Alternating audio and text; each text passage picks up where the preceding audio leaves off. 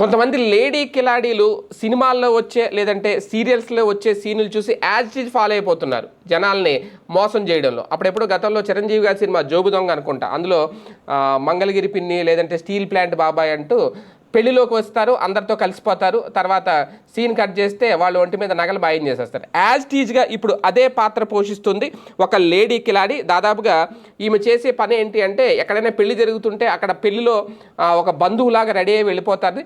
అక్కడ అటు ఇటు ఇద్దరితోనే మాట్లాడుతుంది, ఇద్దరిని పరిచయం చేసుకుంటుంది. వాళ్ళు కూడా అడగలేరు, పెళ్ళి అంటే ఎక్కడెక్కడో దూరపు చుట్టాలు వస్తూ ఉంటారు, మీరు ఎవరు అని అడిగితే ఫీల్ అవుతారే అనేది కూడా ఒక ఇది ఉంటుంది. అలాగే వాళ్ళు వరుసలు కలిపేసి మాట్లాడేసుకోవడం, తర్వాత వాళ్ళ ఫోన్ నెంబర్లు మార్చుకోవడం, అడ్రస్లు తీసుకోవడం, వాళ్ళ ఇంటికి వెళ్ళడం, అవసరమైతే ఆ ఇంట్లో 2 రోజుల పాటు ఉండడం, తర్వాత సీన్ కట్ చేస్తే ఆ 2 రోజులు ఉన్న సమయంలో వాళ్ళకి పాలల్లోనో కూల్ డ్రింకుల్లోనో మత్తుమంది ఇచ్చేసి వాళ్ళ ఇంట్లో ఉన్న బంగారం, ఒంటి మీద ఉన్న బంగారంతో సహా ఉడాయించడం, ఇలా చేస్తుంది ఒక లేడీ కిలాడి. తాజాగా ఒంగోలులో ఆమెను పట్టుకున్నారు పోలీసులు. ఒంగోలుకు సంబంధించి ఒంగోలు శివార్లోని దేవరంపాడుకు చెందిన గంట ఎలీసమ్మ అలియాస్ గంధం సుజాత ఒంగోలులోని ఒక బాలాజీ నగర్లో నివసిస్తున్నారు. ఈ వీళ్ళు ఒంటరిగా ఉన్న వృద్ధులు, మహిళల్ని మాత్రమే టార్గెట్ చేస్తూ ఉంటారు. వీళ్ళు ఏదైనా ఫంక్షన్కి వెళ్ళి అక్కడ సింగిల్గా ఉన్న మహిళలు లేదంటే సింగిల్గా ఉన్న వృద్ధులతో మాట్లాడి మాట కలిపి తర్వాత వాళ్ళ ఇంటికి వెళ్తారు. ఇంటికి వెళ్ళి 2 రోజులు ఉంటారు.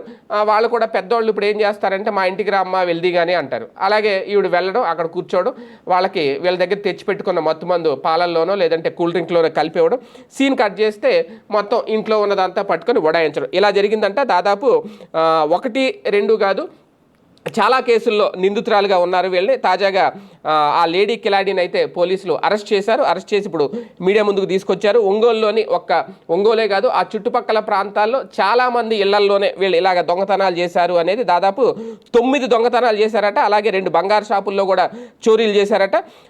దాదాపుగా వీళ్ళందరినీ కూడా వీళ్ళ వెనకాల ఒక పెద్ద టీం కూడా ఉంది అని, వీళ్ళ దగ్గర నుంచి ఒక 35 లక్షలు క్యాష్, అలాగే 460 గ్రాముల బంగారాన్ని కూడా రికవరీ చేశారు. అలాగే వీళ్ళు కొన్ని ట్యాబ్లెట్లు కూడా వాడుతూ ఉంటారట.